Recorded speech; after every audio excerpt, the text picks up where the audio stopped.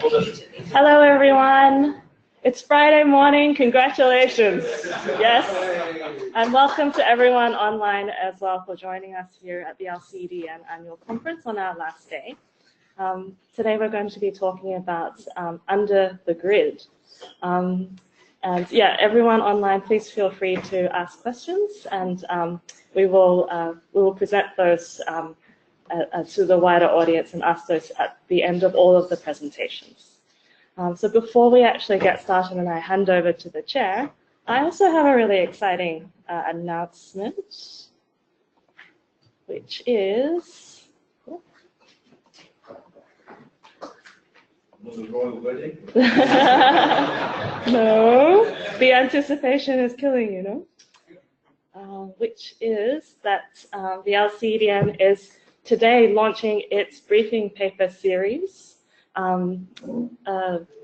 Yeah, so the first one is actually on local governance and mini-grids, which I think is really relevant to a lot of the discussions that we've had in the last couple of days. So I encourage you to go onto our front page, and it's right there. They're designed to be quite short.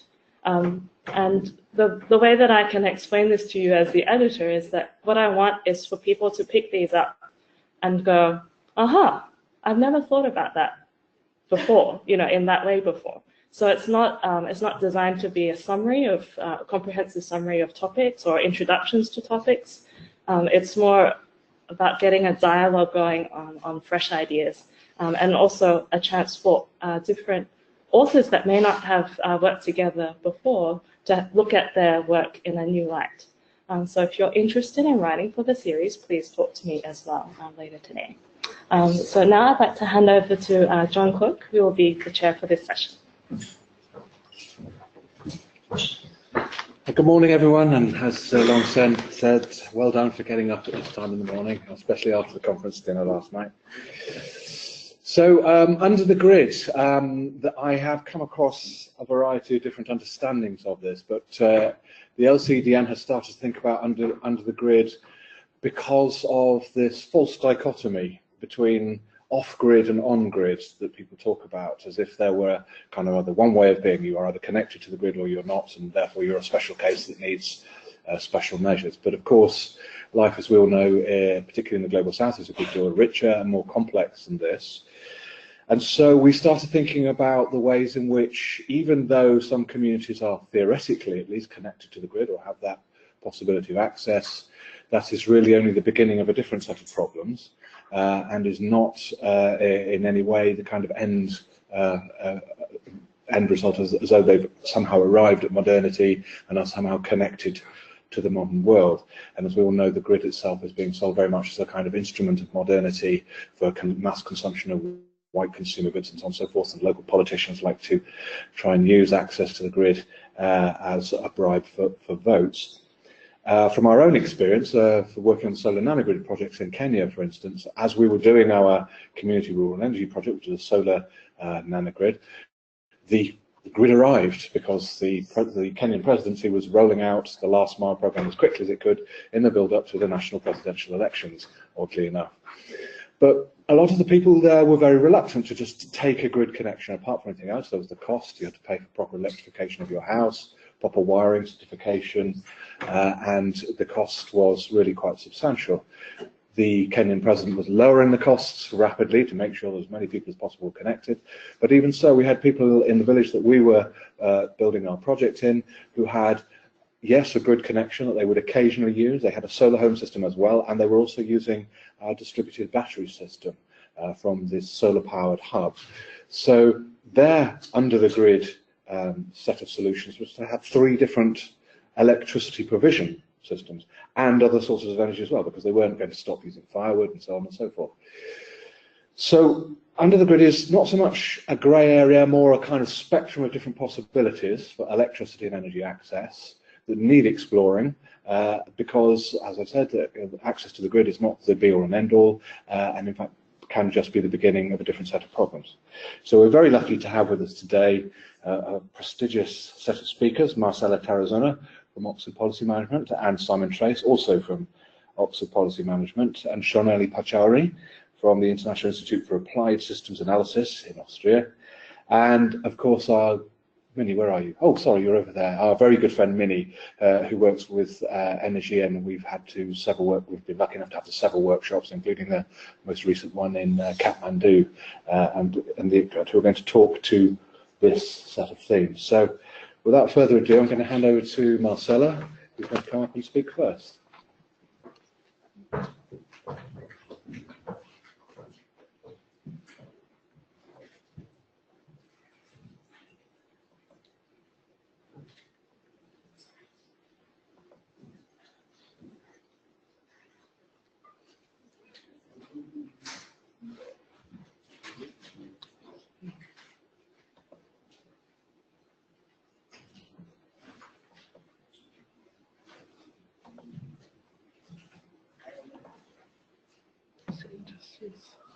Is the up button or the right arrow? Thanks. Good morning, everyone. And together with John, I would like to welcome to this session under the grid, which is, as Longstang I think said, is co-sponsored with EEG.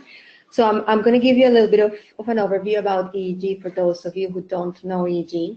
I think the introduction by John was very inspiring because EEG is basically an applied research program funded by DFID, in which we are basically asked to focus on the grid.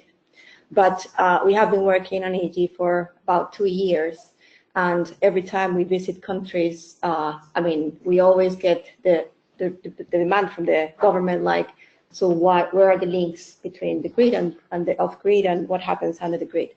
So I think as part of that exploration, I can remember how I met Ed, probably just through DFID, and they have been asked to, of course, work in coordination with other programs who have been focusing on the off-grid. And we are then working quite closely with Loughborough University in trying to develop a research agenda. So Longsen is and Ed are kind of like central to that in this overlap area of like off-grid and on-grid. I'm trying to say why are we not talking together, basically. So because this is a research program and many of you are researchers, or of course this is a program also targeted at policymakers, we wanted to give you a little bit of an introduction so that you know about this program and about the funding that we have and the type of questions that we are already doing research on. So it's going to be very short, but just to say I'm here. There's also a website that you can visit. So any information that you also then want to ask either Simon, Trace, my colleague who's here, or myself, we can provide you with information about it. So this is, sorry about this boring slide, but it's just to remind what is EEG. So basically, DFID has asked us to look about a body of evidence about how sector reforms, innovative technologies, and practicable actions can be used to help maximize the economic impact of larger scale projects. So it's large scale. In low-income countries in Sub-Saharan Africa and in South Asia. So the way we've done it, how many of definitely you sitting here work. We try to do this in a very applied way. We also try, so OPM is a consultancy, and what we're trying to do is to create a way in which we design research that responds to the needs of governments. So that's kind of like the explanation of this slide. We have created an approach which is called policy research into action cycle practical. And basically, like at the left top corner, it's kind of like maybe where we start. So what we do is we go to the countries, we try to identify the policy challenge. And based on that, we start to develop a research agenda. But we always try to make sure that we are trying to keep researchers working very closely with governments. I've had many conversations including with Ed and others here on that challenge. There's many researchers with whom we've worked that they think they do applied research, and they do applied research because they run regressions if they're economists. But in a way, they're doing research that is still oriented towards publishing a paper, and that there's nothing wrong with that. But this is kind of like, because we work with DFID and because we're a consultancy and OPM, basically what we do is work with governments, and policy reform is what we work on. So our challenge has been to try to bring this to stakeholders like academia and policymakers and, well, it's more than 2 stakeholders, donors and also private sector, closer to that our research it responds. So it's what many of us are doing, and we've learned from many of you guys working in this field. So again, in our website, we have documentation about this. We've been trying to systematize this approach so that people can copy, but also this is an open conversation. So people who want to give feedback to us on the approach, it's all work in progress. And so far, DFID has been very satisfied with it. But yeah, just to tell you about our approach. So what we did, EEG has 2 phases. Phase 1 is really basically the top of the circle. So during the first phase, it was a year in which we were asked to work with academics, looking at some questions related to energy and economic growth. Basically, it was a very broad research agenda, which was basically 6 areas, including governance from governance and political economy to barriers to access to renewable energy to really broad. So out of that, we have 18 state of knowledge papers, which have been led by academics in universities around the world. And they're all on our website available. So, it's really, it's revisions of the literature saying what has been addressed and what are the gaps. This was kind of like the supply part of research. So we were talking to academics, but simultaneously, we did this RNM, which is Research and Matchmaking Conference, and we did policy workshops in the different areas where we're working, in which we had the same questions, and we had like events in which we discussed the same questions with practitioners. So in these events, we had a few academics in the audience, but it was mainly practitioners trying to have a discussion around what were the gaps, what they thought as practitioners was needed to respond and to be able to achieve policy reform in their countries. What we did is as OPM, we then, OPM, like the management team of EEG and the leadership team, we were working back then very closely with the University of Berkeley. And we produced basically a research agenda for the second phase. So what we tried to do is to put together this supply and this demand, identify which were key gaps, and then go into proposing what we call then the research framework, which is also available on our website.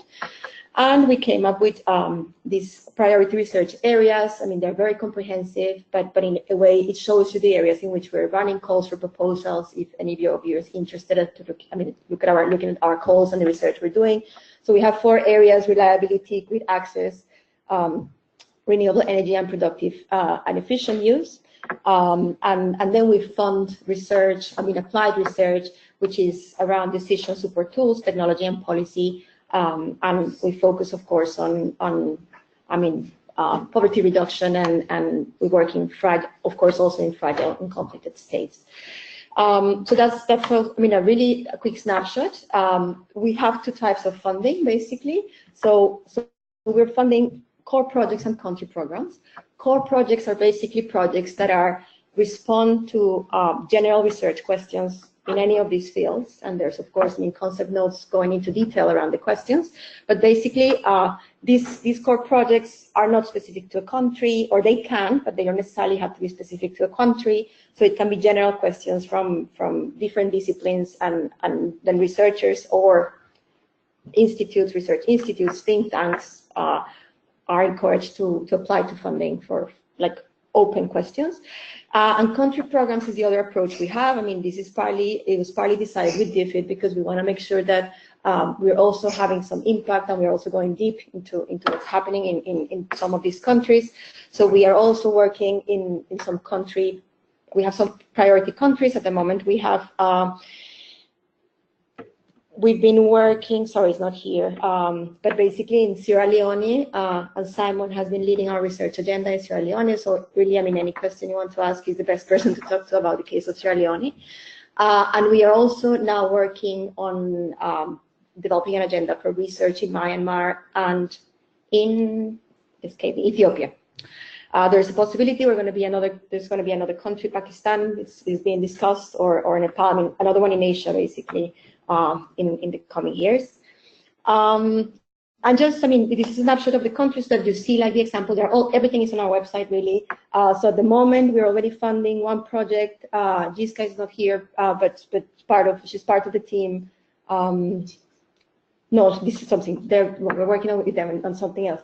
With the University of Cape Town, this is a project led by Anton Eberhard and Wikus Kruger, which is really identifying best practices in renewable auction design, implementation. So this is a core project, and what we're trying to say is, I mean, taking the learnings from Sub-Saharan Africa, some from South Africa, and trying to expand them into other countries in the region. The second one is a project led by Catherine Wolfram, who was the research director during the first phase of EEG, which is more around technology. So it's trying to measure like the reliability of GridWatch, which is an app basically that measures reliability with a phone in West Africa, mainly in Ghana. And there's two more, and then there's the third one, which is a proposal we're developing, which is cooperation for power trade in South Asia. The fourth point, I think it's probably the last thing I want to mention. We have been, I mean, in Green, we have call for proposals. So we launched a call for proposals somewhere in April, I think, which was for a general call, and also for Sierra Leone. We have already received something like 80, 90 applications in total, and now we're working through shortlisting them, reviewing them to select who has been awarded. And we are hoping towards the end of May to launch Ethiopia and Myanmar May or June. So for anyone who's interested, please just follow our website, and there's a link to just email, subscribe to our AEG newsletter, and then you get always information around like when the calls are being launched. Yeah, this is the country programs, and I think that's, well, yeah, and I just to finish, maybe it's important to mention that, so I'm talking a lot about research, but there is a component of EEG which is called research uptake. I mean, that's how DFID is calling it, but if you look at what DFID means by research uptake, it means quite a lot. So it means also capacity building, it means networks, etc. So I think the other thing is to say that we have been partnering with other institutes, other programs, trying to be part basically of a network working in this area. We do a lot of work. We have a strand of work in energy planning that's working together with ESMAP at the World Bank and the C4All. We do a lot of communications, which include a series of energy insights. So again, anyone who's interested in a complementary, like a sister program to what Longsen was saying, we have a similar approach. I mean, we get like 2 to 4 pages, energy insights. And one, for example, we're planning to write with Longsen is around like this thing around like, why don't we have a common agenda? So it can be creative. Anyone who's interested, please contact us. And if you want to write a paper, a briefing note, that's welcome. And again, we have capacity building activities. Many of them at the moment, we're funding a program in Ethiopia, which is happening in a couple of weeks' time. Yeah, and I think that's probably it. So please visit our website. Any information that you want, we're here today. And thank you so much for your time.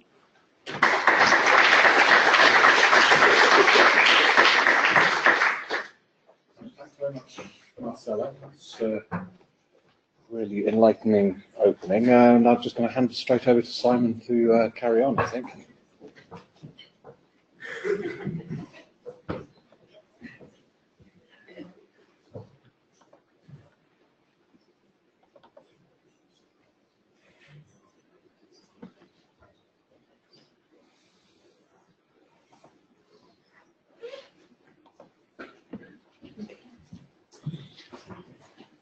Thanks very much for the invitation.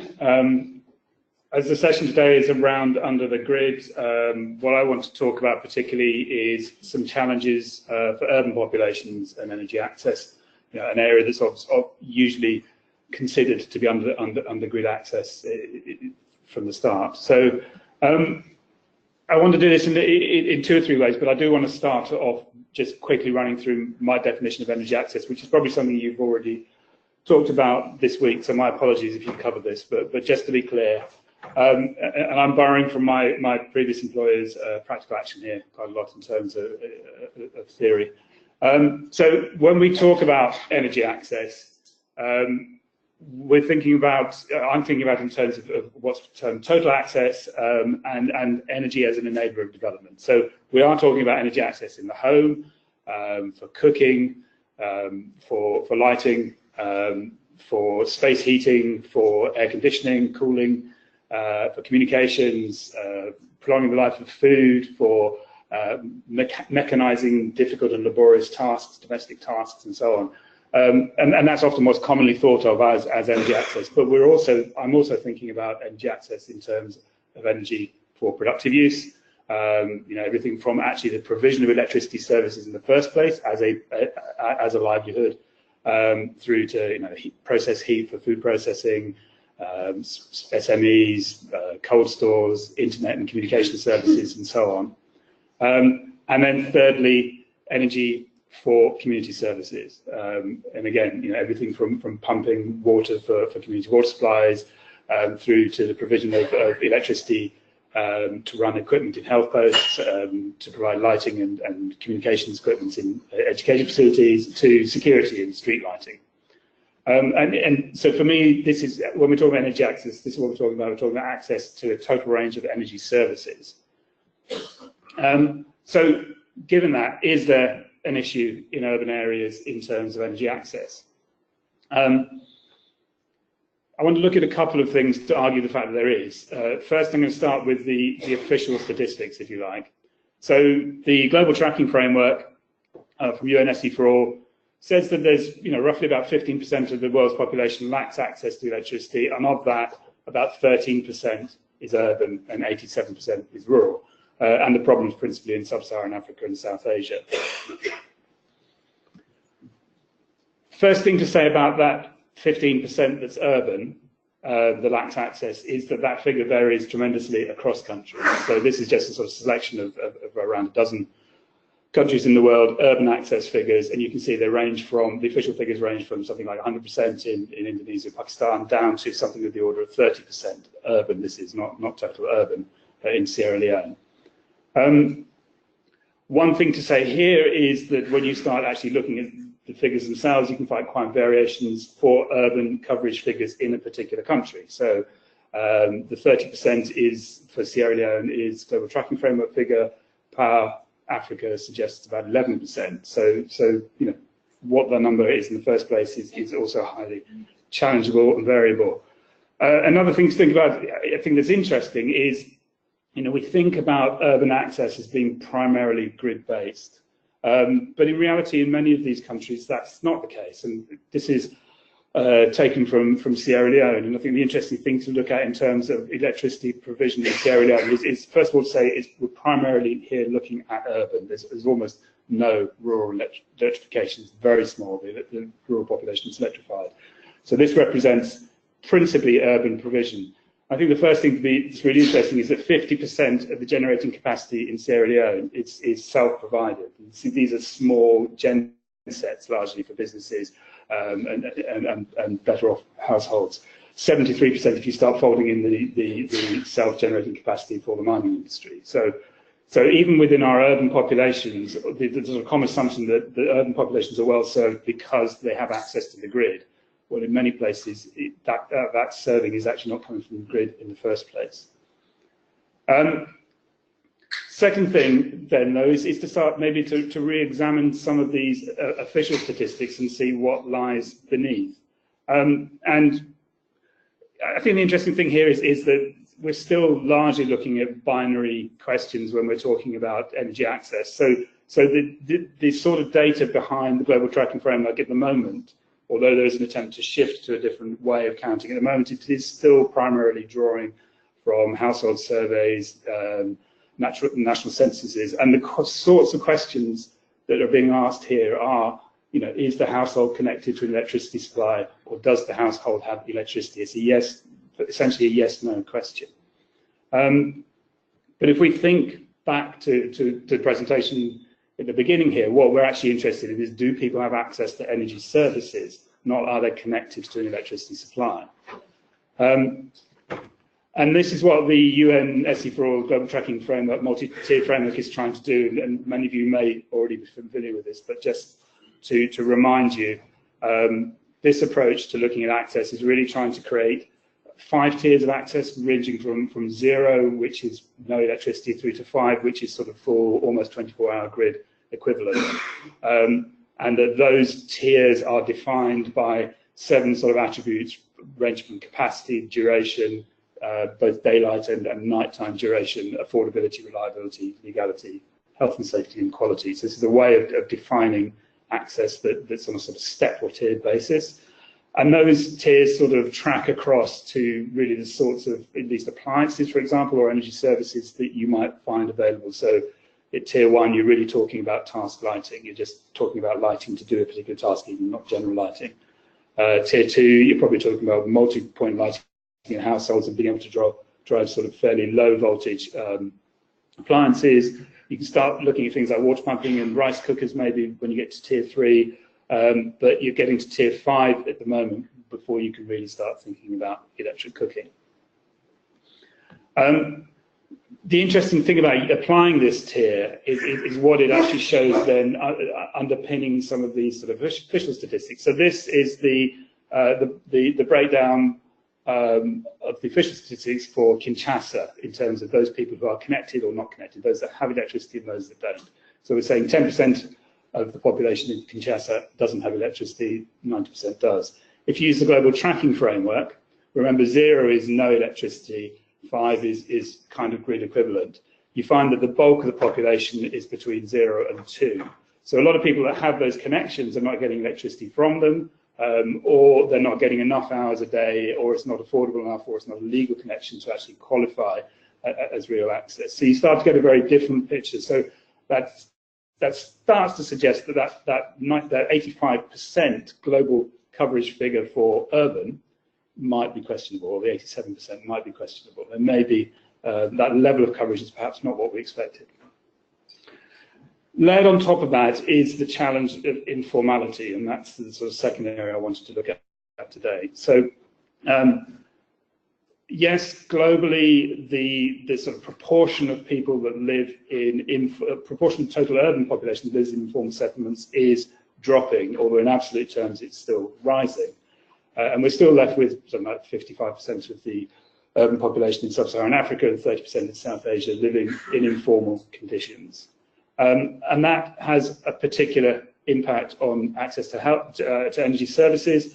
I mean, one thing to notice is that the sort of source, the primary source of energy in informal versus formal communities is inherently different.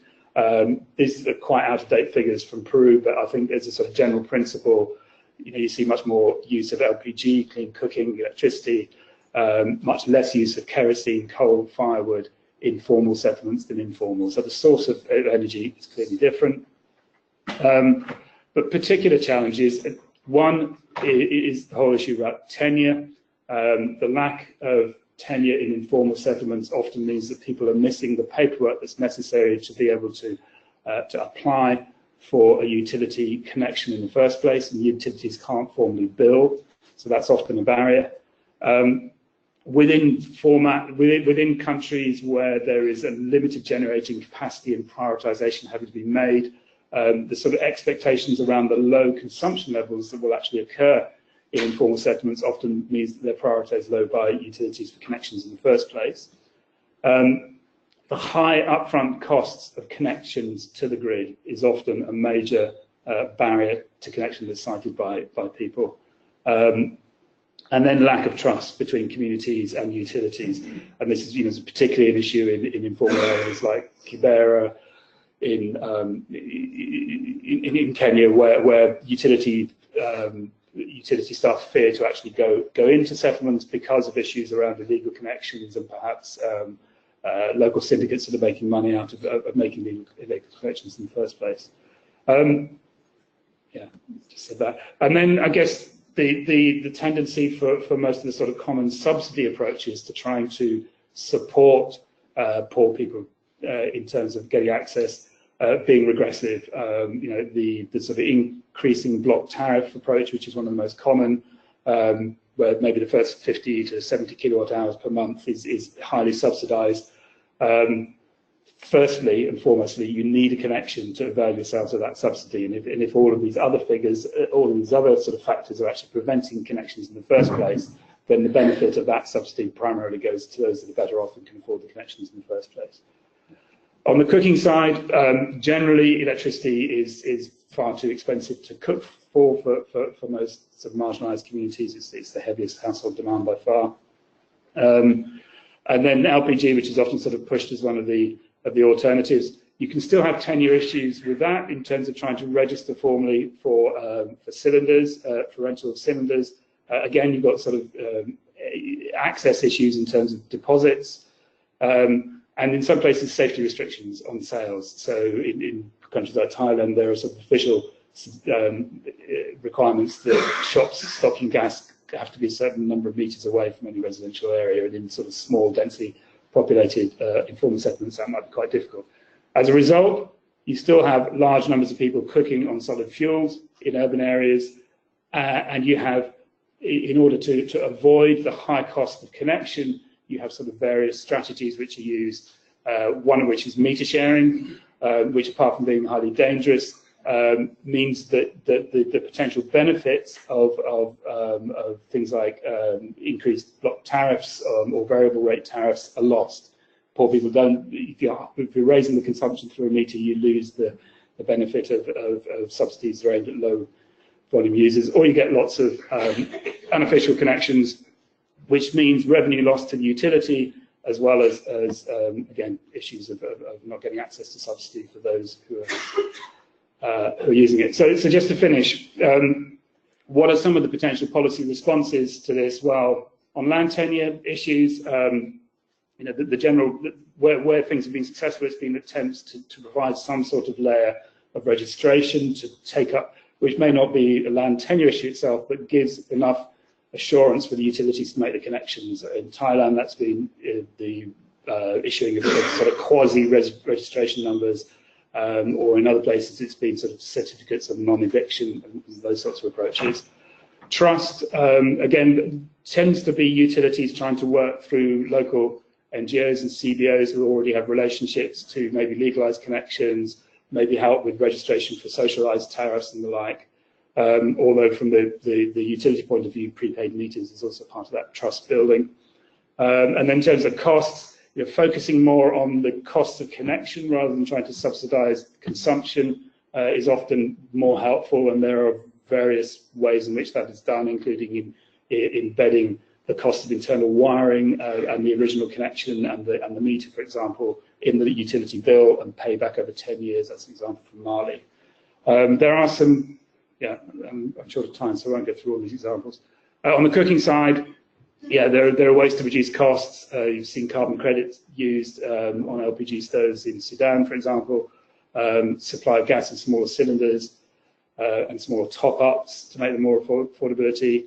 Relaxed regulations to allow smaller shops within slums to be able to supply them in the first place. That's it. Thank you.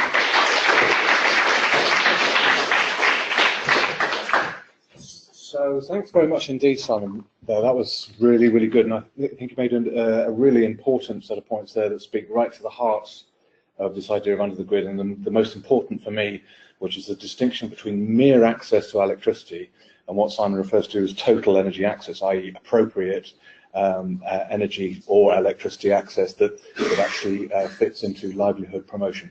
I remember reading a set of literature reviews a short while back suggesting that there was as much evidence to suggest that mere access to electricity didn't actually do an awful lot to enhance economic livelihoods, and it's the conditions under which those attachments and those energy accesses are implemented that's the most extraordinarily important part of that. So hopefully the questions we get afterwards will reflect that. Now over to Shonali to carry on with the programme. Thank you. Thank you, Simon.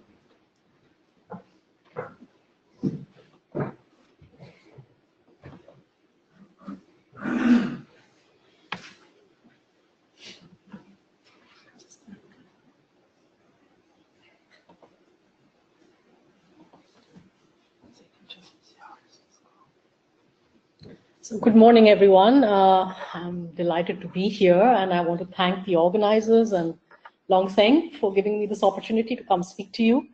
For those of you who don't know me, I'm working with the International Institute for Applied Systems Analysis, IASA for short. I know it's a long name. This is based in Austria, just outside of Vienna, and it's an international research institute. I work with the energy program there. So thanks to Simon for really sort of introducing a lot of the things that I'm going to talk about this morning. I've worked on issues related to household energy access for a decade and a half now.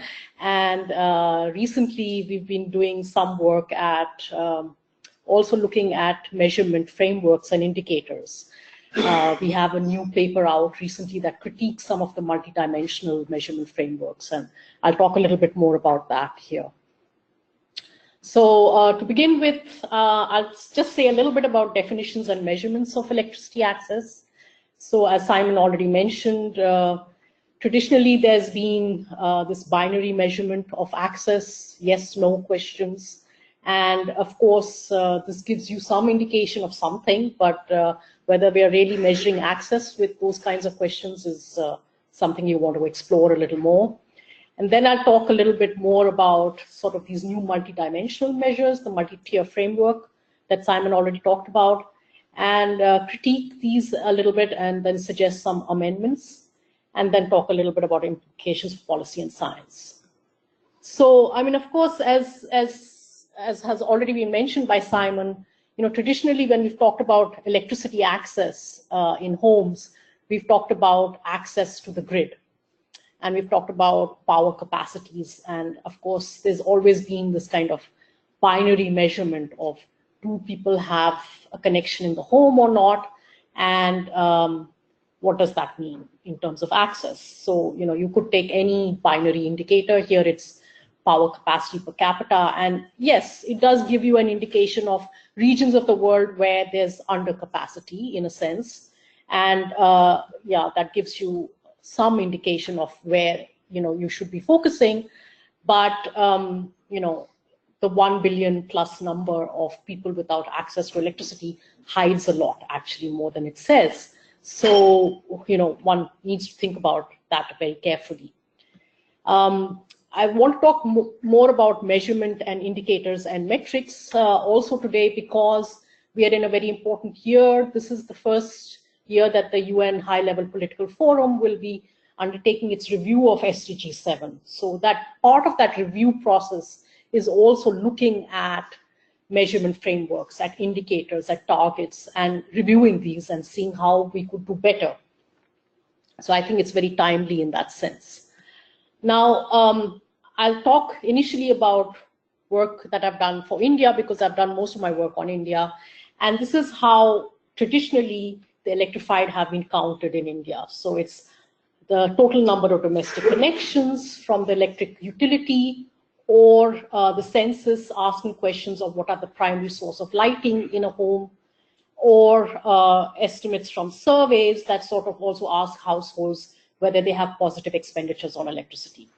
And while these seem to match up quite well, one has to realize that traditionally the Indian government has looked at rural electrification in terms of village electrification. And in fact, recently the government has claimed that all villages have been electrified in India. But if you look at these numbers, you already see that like between a quarter to a third of rural households, even by these binary indicators, have no access. Okay, so, and then more recently, what's also worrying is when you look at the estimates from the census and compare that to the estimates from the surveys, the census has much lower estimates as compared to the surveys. So that's also something that one wants to look into more deeply. And then if you start breaking that down a little bit, not just looking at averages, but looking regionally across India, you see that the picture is quite different. There are some states where you have a fairly good access by these binary definitions, other states where you still have very poor access. And then if you kind of layer on that yet another dimension, which is reliability of access. So the circles and the shares in the circles represent outages. So number of hours of outages. So talking about the reliability of supply. And then you see that even in states that supposedly have, 90 to 100% of the rural households electrified, half the time they're not getting electricity. So do you call that access? That's the question, right? The work that I've done, I've kind of tried to unpack these definitions of access and the measurement frameworks and indicators that I used to measure access. And, it's clear now, everyone kind of agrees that access is neither unidimensional nor is it binary. So when you're talking about access, as Simon already talked about with the total energy access definition of practical action, we're first going to ask the question, access for whom? So, it's not just households, it's for the community, it's for individuals, it's for enterprises. And I talk about individuals because also within households, there's it's not everyone who's getting the equal amount of access. Women are discriminated often, or their voices are not heard that loudly. Then it's access to what? So are you talking about access to the energy carriers? Which carriers? Grid, off-grid, or is it the end-use services, or is it the devices that provide you that service? So it's very important to define clearly what you're talking about when you're measuring access. And then again, what purpose? Is it consumptive end uses only, community needs, productive purposes? I mean, all of these are important when you're talking about access. And then, of course, there are different dimensions of access. It's not just the availability, but it's also affordability, it's reliability, it's adequacy, it's safety, and so on, right? And then, of course, there's the big issue of legal and illegal access, which again, Simon talked about briefly in his presentation, which is really also a big question. So, I mean, people who access the grid illegally, do you count that as being access or not, right? So, I mean, with this in mind, several people, Practical Action being one of the pioneering groups, and then several other researchers, have tried to develop multi-level and multi-dimensional definitions and metrics now. And this is sort of keeping in mind the fact that energy service needs are varied. You're talking about different needs for households, different needs for enterprises, different needs for communities. And it's thermal, lighting, electric power, and so on and so forth. Then there are different degrees of modernity. So, it's not just a binary yes-no question. It's also different tiers of access, as has already been defined. And then, you have different dimensions, as we've talked about already. So not just availability, but affordability, reliability, and so on. And this is the World Bank's multi-tier framework that has already been introduced, so I won't spend a lot of time on it. But basically, they're talking about 7 attributes or 7 dimensions, and they're distinguishing between 6 tiers of access on these 7 dimensions.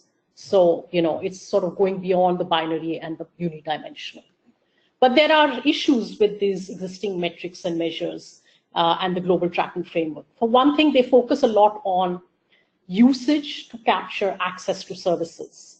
Now, of course, it's not easy to measure access to services, but focusing on consumption capacity kind of undermines in some ways the efficiency goal that is also part of SDG 7. So if you're talking about people having 3,000 kilowatts per capita having more access than those having 1,000 kilowatt per capita, it really depends on the kind of appliances they're using and how efficient they are. And so, counting the 3,000 as tier 5 and 1,000 as tier 1, or vice versa, depends very much on the services they get. And then that affordability, which is sort of critical for a lot of people, as has been mentioned, is very poorly captured by the indicators that are being used currently, and I'll talk more about that. And then, of course, questions of reliability, legality, and quality, these are very contextual. So there have been recent works being done to apply the multi-tier framework in India and South Africa in particular. And it's been found that, the way that it's been defined in the multi-tier framework doesn't really sit well with local contexts. And so this needs to be nuanced further. And also the aggregates that are being proposed in these frameworks are very sensitive to algorithm changes and the ways that these are computed. So that makes it very critical to also have the dimensions broken down rather than having just the aggregate. So in work that we've done recently, we've said that the multi-tier framework, while it's going way beyond what has been done and is really a positive step forward, is actually being pulled in 2 different dynamic ways. One is that it's being used a lot in national energy planning. And for this, it needs to really be adapted to local contexts. And then it's also in some ways influencing how it should be measured at the global level. But it's much too complex to be applied at a global level. So you need to really have this clearly specified. And one way of simplifying the global tracking framework for for the global tracking, I mean the multi-tier framework for global tracking, is to look at the definition of SDG 7.1. It very clearly says universal access, affordable, reliable, modern energy services. So you clearly have some things to work with right there. And we propose an alternative framework for global tracking, which is sort of separating attributes of electricity supply from those of household energy poverty, and then sort of simplifying the dimensions and attributes, and also reducing the number of tiers that these are distinguished across. And so we have like this very simplified version of the global tracking framework that we're testing now, which basically says, okay, on the supply side, we're only going to look at cost and reliability. And on the household side, we're going to look at services and affordability, because these are the ones that are kind of highlighted in the definition in our goal. And if you compare, for example, from data for India, how consumption and service match up, we see that there's really very little overlap between tiers of electricity consumption and those defined by appliance ownership that might be considered a proxy for services. So in other words, you know, what you're seeing here is the colors that are those defined by the multi-tier framework. So tier 0 being no access, tier 5 being very high access, or tier 5 level access. And then you have what we've defined as a very simplified version of that, where we are looking at appliance ownership as a proxy for services. And we see that actually there's very little match. And again, when you're looking at affordability, if you're looking at only the cost of spending on electricity, then everyone seems to have no problem with affordability in India. But if you're looking at the cost in terms of both appliance cost and connection cost and you know, spending on the actual electricity, then you see that actually there are quite a number of people who are below, you know, tier 2 or tier 3 in India. With availability, again, you know, this is the distribution that you see, but the match is quite close between the MTF and what we've suggested. So in terms of overall lessons for policy and science, what we are saying is that you really need to distinguish in these metrics whether you're looking at doing these for global tracking purposes or to inform national or local planning. And that basically you need to distinguish between attributes that have to do with the delivery of the energy from those that have to do with actual household situation and poverty level. And that's because this is one way of sort of informing and targeting policies better. And then basically with the global tracking, you really need to balance the need for accuracy and comprehensiveness with the ease and transparency, because it has to be done regularly across the world. So that's all I have. Thank you very much.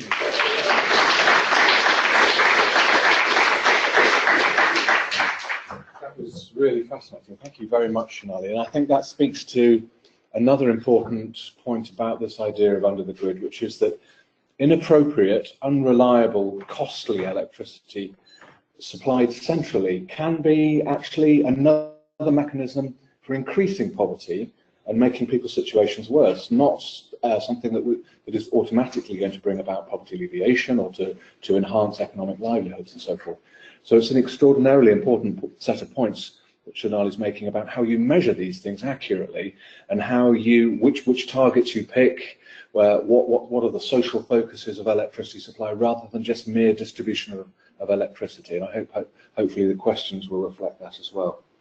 So last but by no means least, our good friend Minnie Govindan, who works for Energia, which is the gender and energy network out of Hivos in the Netherlands, will close off the set of presentations for us.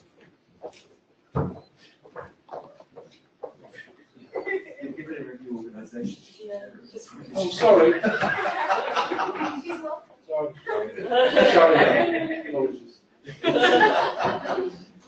It's nice to have so many titles. Yes, so many titles. And changing positions. It's nice to have those. So good morning, everyone, and thank you for having me here. And what I would like to highlight in today's discussion is about, you know, the electricity access and how does that lead to changing the social positions of women in something like, you know, within household and beyond. Yes.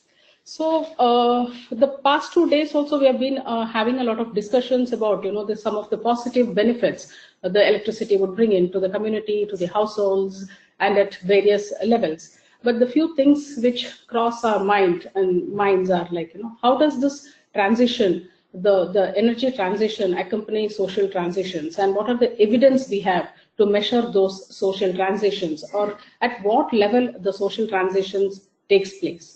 And do gender responsive energy sector policies and programs, very often when the policies and programs have some elements of gender inclusion or want to have those social inclusions, do they lead to the larger goals of social transition and gender equity, or are these programs or policies for the sake of yes, there has to be gender inclusion to it, or there has to be social inclusion to it? Is it just for namesake, or do all these things go beyond namesake? And if it goes, how and why?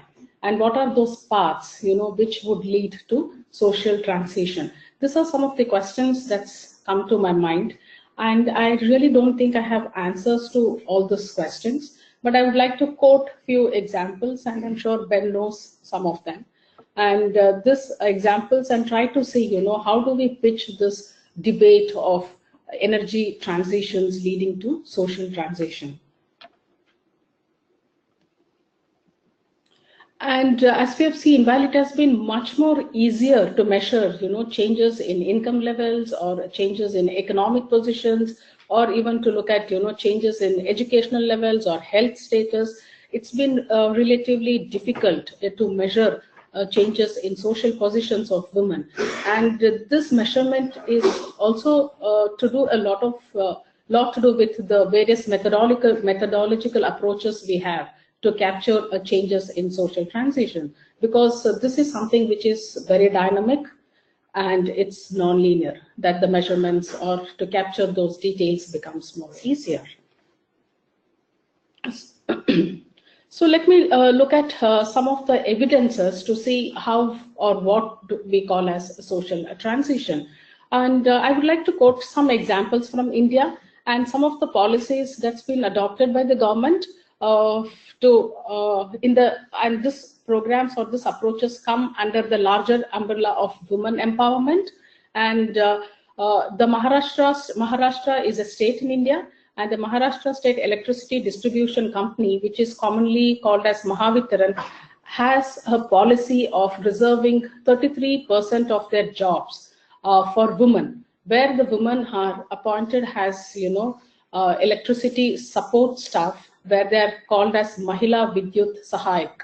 And these women are trained or given hands-on training to deal with electricity poles, to deal with live cables, to deal with transformers, to deal with repairs, which are technically known as a man's job. And this program was initiated in 2013, and since then, more than 2,000 women have been recruited. And this has no doubt given women employment opportunities, this has given them cash in hand, their economic conditions has improved, but the larger question still remains, has this led to changes in their social positions? And a deeper look into those programs and policies reveals certain important aspects, because the first batch of this were recruited women from the fishermen community. And a common perception with both men and women were they just could not understand why should women do a pole climbing job, something like masculine job, and that too wearing a man's clothes, when selling fish is much more easier and much more acceptable. So that's something which they could not understand. Why should a woman be trained to do those things which technically belongs to a man's domain? And more than anything, the women who were recruited were also initially very, very intimidated. And they were, which is quite understandable. They're worried about traveling to distant places. The concerns like safety and security were there, the fear of climbing poles. Convincing family members to take up such jobs was not easy. And the biggest fear was being teased by men and their prospects of marriage getting affected. A woman or a girl climbing up the pole or running, with the transformers, in the rural Indian context is not something which is acceptable. So the prospects of, you know, finding those suitable boy was always been difficult. And then other thing also, the men also did not appreciate in the company, in this distribution company, and they always were thinking like, yes, the women are stealing away our jobs. And they were saying, why should a woman do what we have been doing all these years? And that's the common perception, even I mean, the men were also, women should rather, you know, be given or allotted desk job and then, you know, climb up the poles or, you know, open up a transformer and do those kind of repair works. And here, what's something which really stands out in the Indian context is all women who were employed, you know, were given a toolkit. The toolkit's about the toolkit to undertake the repairs, to undertake their maintenance, and this toolkit was given as part of their job. And a common demand from the Indian, the rural women who were recruited is, they said, can we also get a pack of Fair and Lovely? And to give a context of what is this Fair and Lovely, it's in India, the Fair and Lovely is a fairness cream. Because women were out in the pub, in the sun, it involves them to be out in the sun for long. And, you know, the perceptions of, you know, where women, need to be not just fair, but also lovely. So this is kind of a common demand that's come up, you know, because we are out, this is a kind of an obsession with the Indian community to really look fair. So they're demanding like, you know, can we get this, because this will really affect our marriage prospects, men teasers. And so, in this context, even when we have policies where government reserves certain seats, certain positions, certain training for women to you know, to be more inclusive, to be more socially and gender inclusive, but then changes in such social positions and social perceptions is not something which a policy or a legal or a regulation is something that can handle.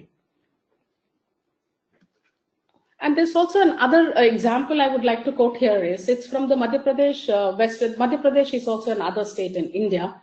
And this state also being very proactive to have women, you know, to be included in more in the STEM category, you know, science, technology, engineering, mathematics category. They also created something called a pink electricity zone, which is a all-woman zone. Here the assistant engineers, the junior engineers, line supervisors, the person who's dealing with the computer, it's all women. It's woman, woman, woman. So, and what's the irony, what one would find here is, always this women who do their job are referred to as, you know, they are not less than men. They're doing their job as good as a man will do. That itself shows, you know, you are already creating an artificial hierarchy by saying, you know, these jobs are good and they can be done well only by men. So women are always compared to as, you know, they've never said, okay, you're doing your job well. They've always said that, okay, you are no less than a man. This is something in the Indian context, what we would say is, whenever a man cooks at home, always the man is referred to as, oh yes, you cook just like a woman. You always, you know, this is the gender roles, responsibilities get so entrenched, and you start compartmentalizing or putting them into the societal prescribed roles and responsibilities.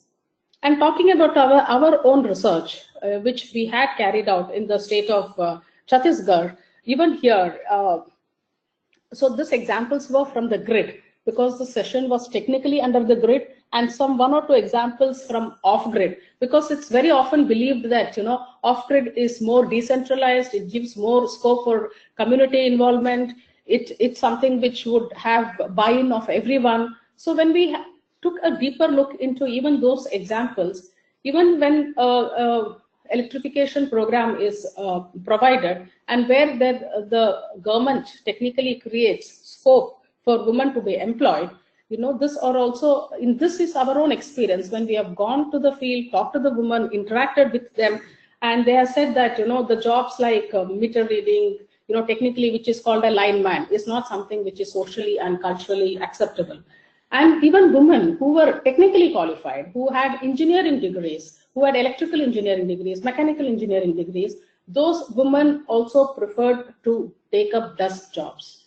You know, they were not too keen to be kind of take up those engineering and those jobs which actually involve them, going from one place to another place or handling those repair works. And the common examples or what my own experience of talking to them was, they said, managing household responsibilities and doing all those technical jobs becomes so difficult in balancing the family life. So I mean, there is a law, and there is which does not discriminate between providing opportunities for men and women. They are given equal opportunities. But where is the social transformation we are talking about? Where are those changes? So what kind of an instruments are instruments, the state instruments, just sufficient to bring about those changes? One more example, and this is the last example. And this example is also our own example where my organization, TERI, has partnered. This is in the state of Bihar, where my own organization, TERI, has partnered with Jivika. It's a self-help group, and it is promoted by the Bihar government. And this is a program where we have tried to give the solar home systems to And because very often electricity connections and everything happens in the name of the man, because I mean that's something which even our earlier speakers were saying, the upfront cost, the lack of ownership rights, lack of all this, restricts women to take up those opportunities. So this program really tried to target women as the beneficiaries. And a special loan is given to them, which is called as energy security loan, and it's the women who get the solar home systems in their name. So technically, women are the custodians of the solar home system. It is they who decide to get those solar home systems at home, and it's registered. They are the ones who make the payment, the down payment, and this is given on an installment basis. So they are the ones who make all decisions when it comes to owning the solar home system. And even here, when women, because this is an area where the self-help groups was already been active, and that's the reason we partnered with them. Even here, when the women were given those opportunities to be trained as technicians, they were reluctant.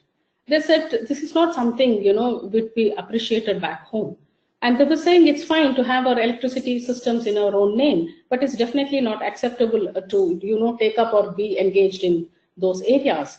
I mean, those like be trained as technicians, or to be trained as someone who will go from door to door and undertake those repairs. And I'm talking about the society in Bihar, which is very, where the gender roles are very entrenched.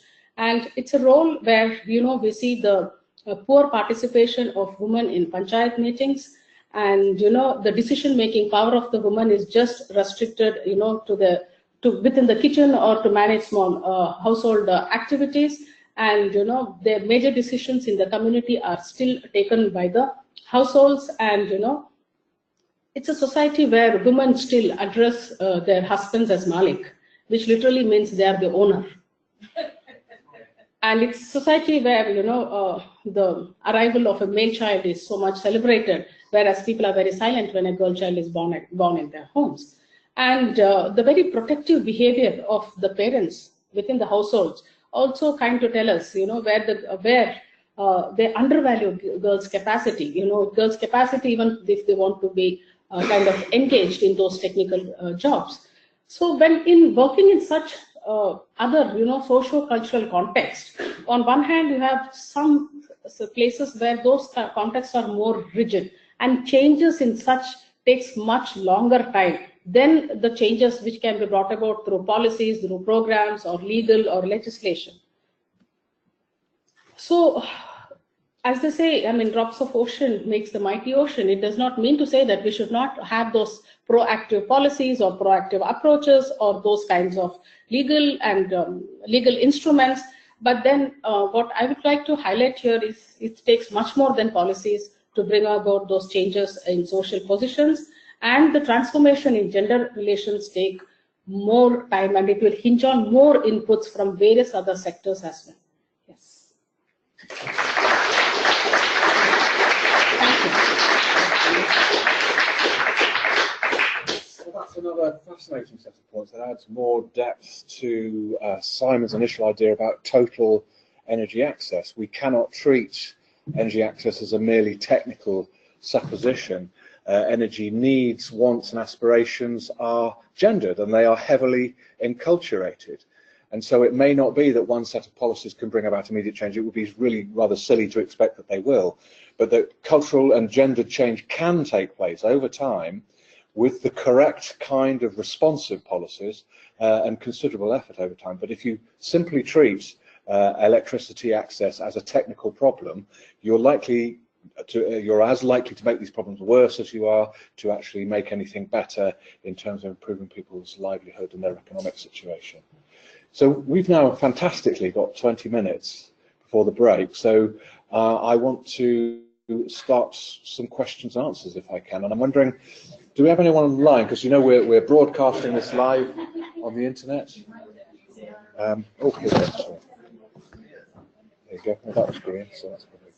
Have you got any questions, Joni?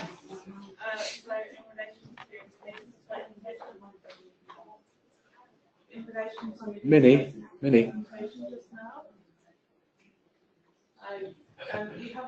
An online question. Or comments rather.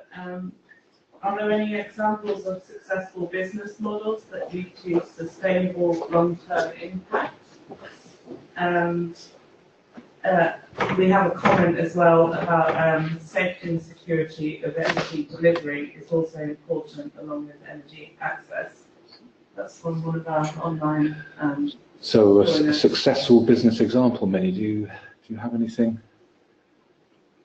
The model which I talked about, the Jivika model, the model which I presented about this Jivika model, it is definitely a successful business model. Yeah. I mean, there's no doubt about it. The way the solar home systems are planned, devised, and the way it is being delivered and utilized, there are not many either technical complaints or there are no complaints of lack of payment for it. Definitely, and I've not talked about the kind of benefits it has brought in to the community where the electricity through the grid is unreliable, not affordable, erratic. In such situations, the solar home system has definitely been a successful business model, has delivered a number of positive benefits. I've only tried to look at this change in social positions, which takes time. But otherwise, it's brought in, safety, security. It has given more time for children to study. It has led to clearer homes. Women can cook in the evenings. It's also resulted in more leisure time. The benefits are many. But when I try to link those benefits to changing social positions, that's where it's slow. But as a business model, it's definitely successful. Okay. So I see a few hands. So I have 1, 2, 3. Thank you so much to all of the speakers. I think they're really fascinating. One question would be in terms of, I don't know if anyone can actually answer. We're talking about off-grid systems, and most of the time we talk that off-grid systems actually provide benefits, but there are also a number of examples. For example, LCEDN, lighting the billion light program itself, that a number of solar systems that were provided to homes were actually broken down, let's say, after a year or so. And actually, I was actually talking about this thing yesterday, that after lights and lights after. So a number of women and children, these lights actually provide access to, lights for studying, or also women bought mobiles and things like that. But after these systems were broken, actually, because of, again, the gender roles, women cannot go, in pre-hard outer space, they cannot go outside of home to charge their mobiles. So they actually ask, children or other people trying to take their mobiles and charge somewhere else. So how do we actually address these kind of systems when they are broken? Then again, the back to 2 steps backward, 1 step forward and two steps backward. So how can these systems? Because big businesses actually, when these systems are broken, they need economies of scale. So at least 100 or 200 systems should be broken before the spare parts are replaced. So how these systems should be. Is that to anyone specifically? Did you want to ask that question? I think either Shonali or even me. Okay. Yeah. And when you stand up and ask a question, can you introduce yourself? Sorry, just to do this. Shall we take? I'm Shonali from the University of New South Wales in Sydney. Okay. Do you want to, Shonali? How would you like to see if you can give us an answer? Yeah, I mean that's of course a big issue, and I mean I think it has a lot to do with the fact that governments have to do more in terms of sort of defining very clearly what their ultimate goal is. If the goal is just providing a connection and not caring about what that connection does ultimately, then yes, you don't worry about the maintenance and the after-sales service. However, if you're ultimately doing the electricity connection or the gas connection or whatever energy source it may be, for the ultimate purpose of improving livelihoods, improving well-being, then you definitely need to have those systems in place from day one. And that has to be, sort of set in policy, set in the entire business model, that whether it's the private sector or the public sector or a joint program, it has to be put in place right from the start to say, we're not going to measure access as someone who's just connected or just got the supply. It's going to be someone who actually is benefiting from that supply, right? So if that's the way it's going to be measured, then clearly it's going to be in the interest of any private sector company or the public sector company to be sure that that after-sales service is provided. I think we have Colin next and then Tarek, yes? That was 1, 2, and 3, wasn't it? My name is Colin, this is University of Mahal. My first question, probably a comment, was to Shonali. I think in your presentation you indicated that most recently the Indian government has claimed that 100% has access to electricity. I don't know how recent is it, because the figure that we're showing that is from the figures, probably a third doesn't have electricity. They were ending at 2014.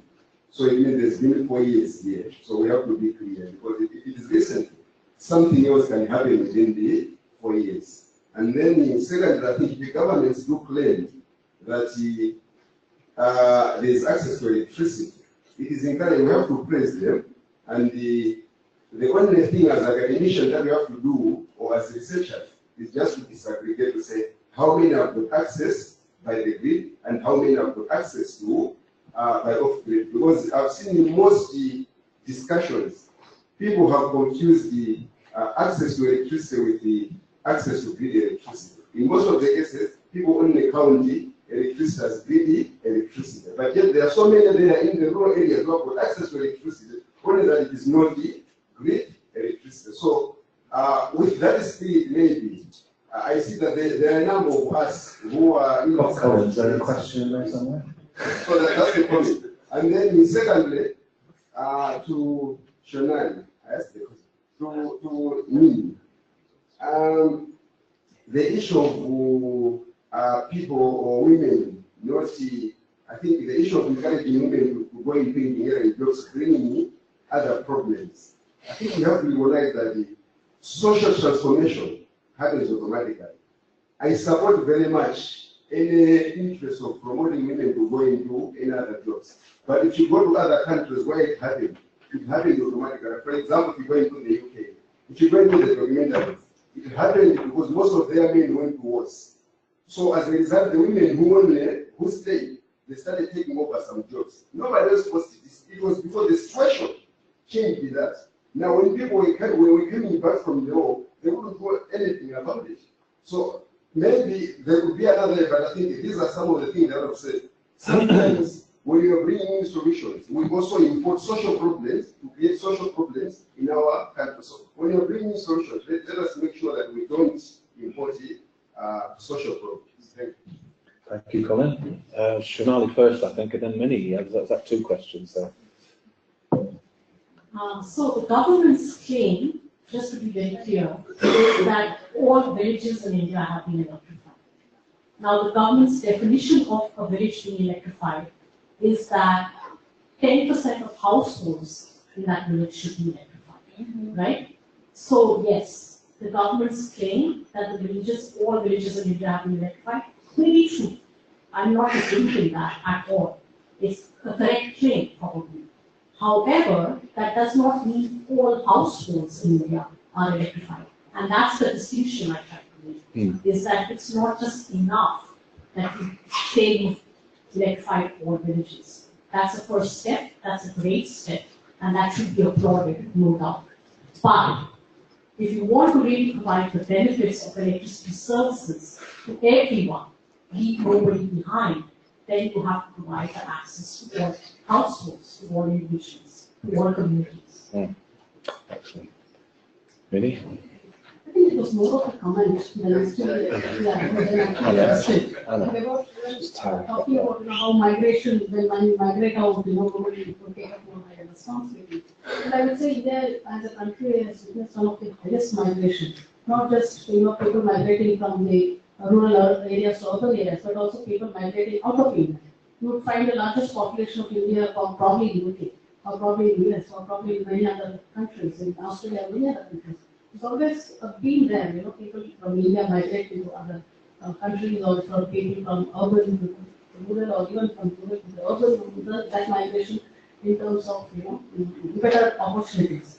And migration has both positive and negatives with it. And it's not that when you migrate out of the family, women will automatically take responsibilities and become more empowered.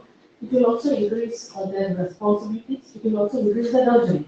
In many cases, what we have seen. And to quote an example, like in India, we witness something called feminization of agriculture, where increasingly women are, I'm not saying they're forced to do it, but then they are, somehow being pushed to take up and draw on the multiple sides. So it has both.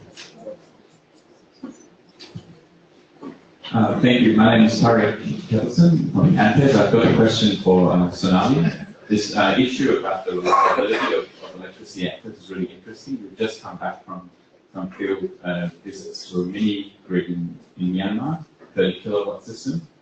That village is a community-run system. They had gotten more recently the grid connection, but they chose to maintain their own hydropower system they were running. They did have grid connections in some of the houses, but it was more prominent that they wanted to have this hydro facility, and now they're looking to upgrade that hydro facility, even though they have access to the grid. So we were at the site thinking about trying to ask some questions about how to understand this and how we can do a more systematic approach to surveying communities to understand what reliability means.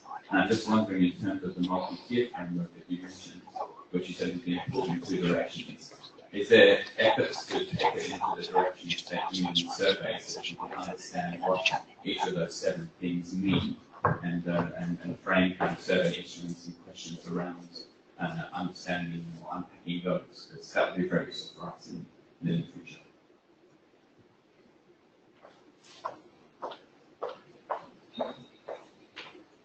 Yeah, that's a great question. And in fact, I'm not aware of all efforts, but in fact, I do know that there has been recent work done in South Africa, where exactly this question has been posed and participatory methods are being used to really understand what communities value in terms of these attributes of service.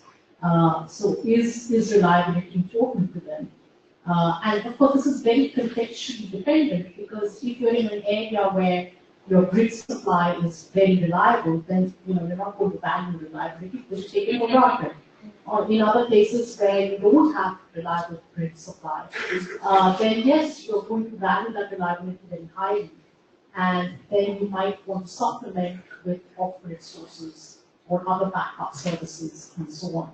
So I think there's a lot of scope for more work of this kind to be done, where you really go out particular communities, you sit with them, you discuss with them what it is that they value in terms of energy service, and then you design and plan your national or your local programs with those attributes and those visions in mind.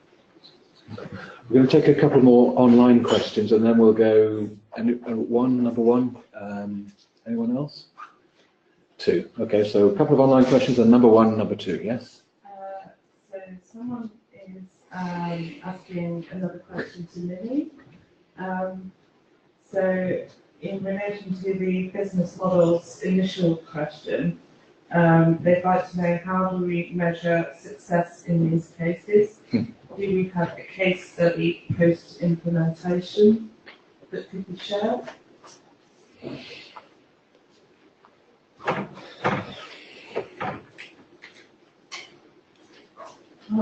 Measurement of success depends on what parameters we use. Are we looking at success from an economic angle or from a business model, or what is it's trying to achieve? Is it return to investment? So it depends upon your objective of what you call success as. So there are a lot of studies which are documented. It could be empirical studies, it could be studies based on anecdotal evidences, and it largely depends on objectives. So if you ask me, I would say yes, this few cases which are as quoted as definitely success.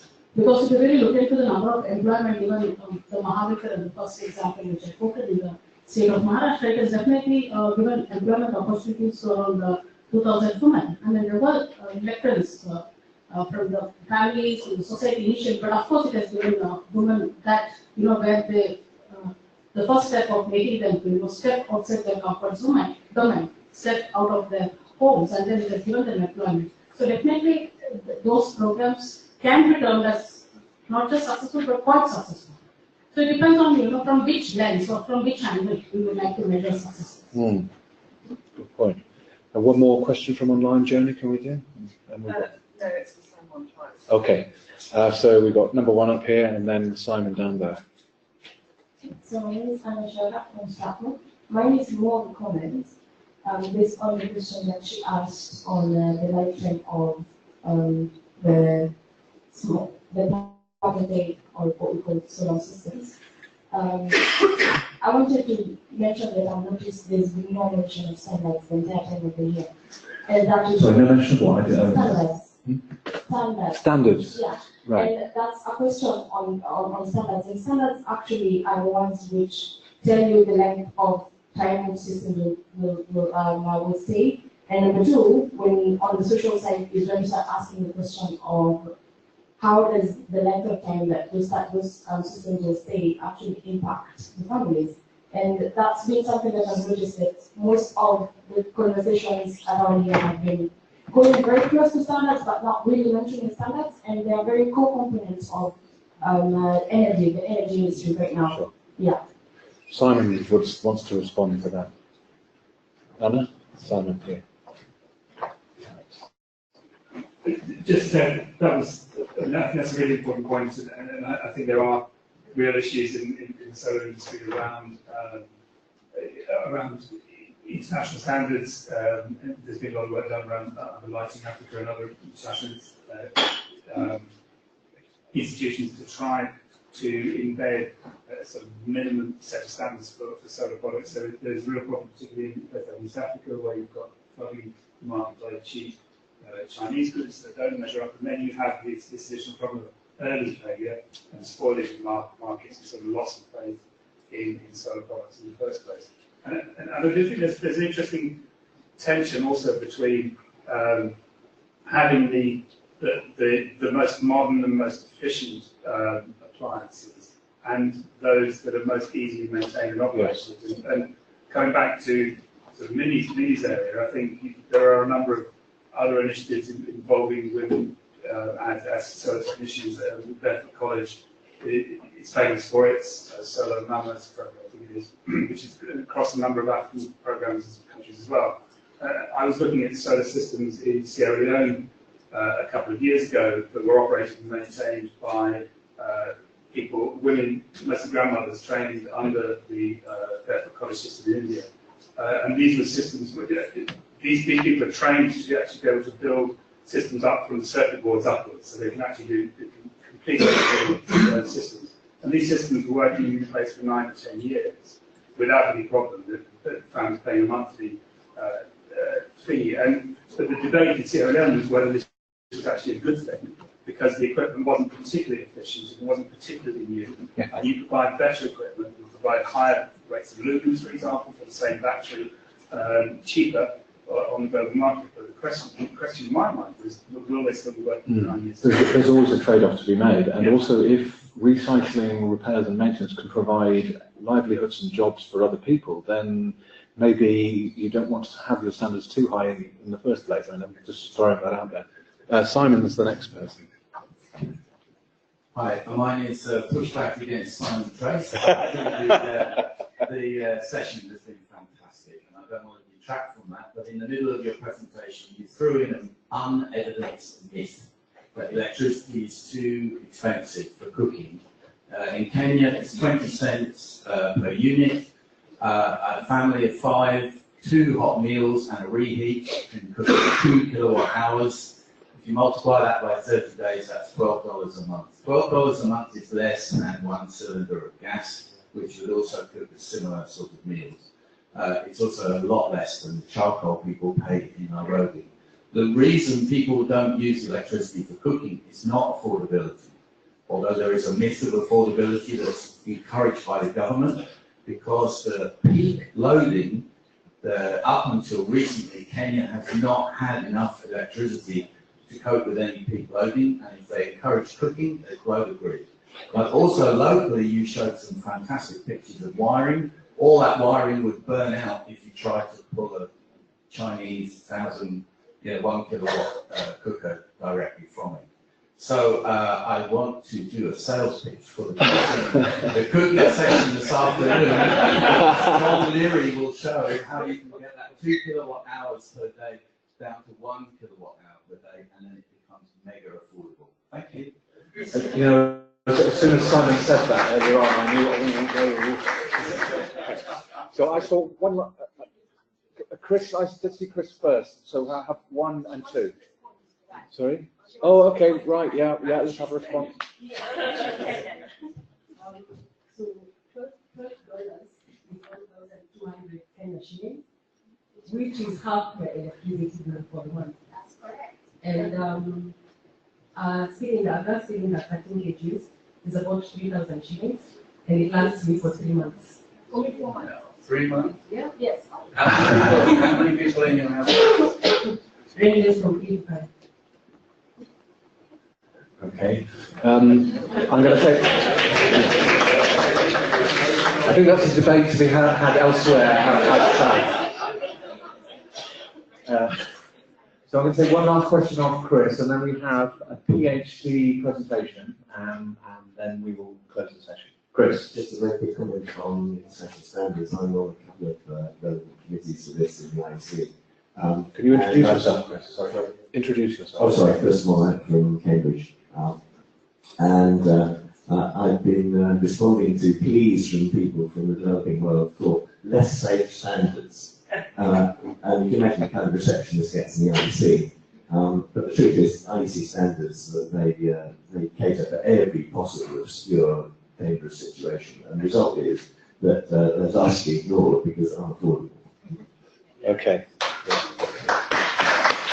Right, so I think we're going to call it a halt there. That was just such a fantastic session and such a fantastic sort of presentation. I have really, really enjoyed that. It's possibly one of the most valuable things we've done yet. So what I would like to do is just sit there for a minute while one of our PhD students does a 2-minute presentation to sell you their project, and then we will go and have some coffee. Just before we start, can I just say that for the next sessions, the resilience concepts of energy is in the Stevenson, is it, room? It is this one. The innovative financing for energy access is in the Turing room, and the last mile distribution is in, is it Brunel upstairs? Right. Okay. That's a session information. Sorry, Anne. Thank you, John. Hello, my name is Anthony Perrott, and I'm in the second year of my PhD here in Loughborough. And I'm researching how or if sustainable energy transitions can improve the livelihoods of the urban poor in Accra, the Ghanaian capital.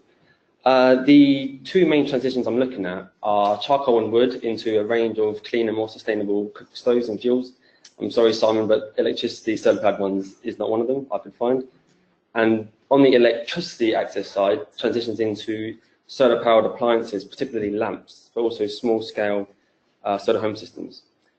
So I take a very sort of people-centered approach. I'm interested in the individuals and the families who rely on energy for their livelihood. So it could be small businesses, home-based enterprises, or street vendors that cook food or need electricity for lighting. And I'll do this in 3 low-income communities in Accra. So yeah, I'm essentially researching these sort of small businesses that rely on energy how the ones that have made the transitions into more renewable sources, how that has improved their livelihoods, and the future potential of the various sustainable energies we have discussed in this conference. So that was very short but sweet. I have a post outside, so I'm happy to answer any questions you have. Thank you.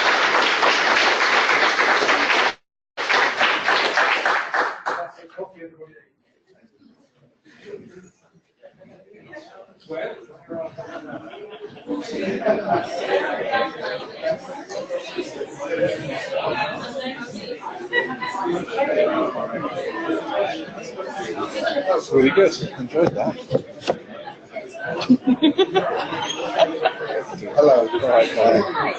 Hey. During the speeches, really think that the lack of standards in anything on climate was a Colin here is the standards man. I'm a standards guy. You are, right. Yeah. Actually, I wanted to talk to you. I am in IPC Young Professionals Program.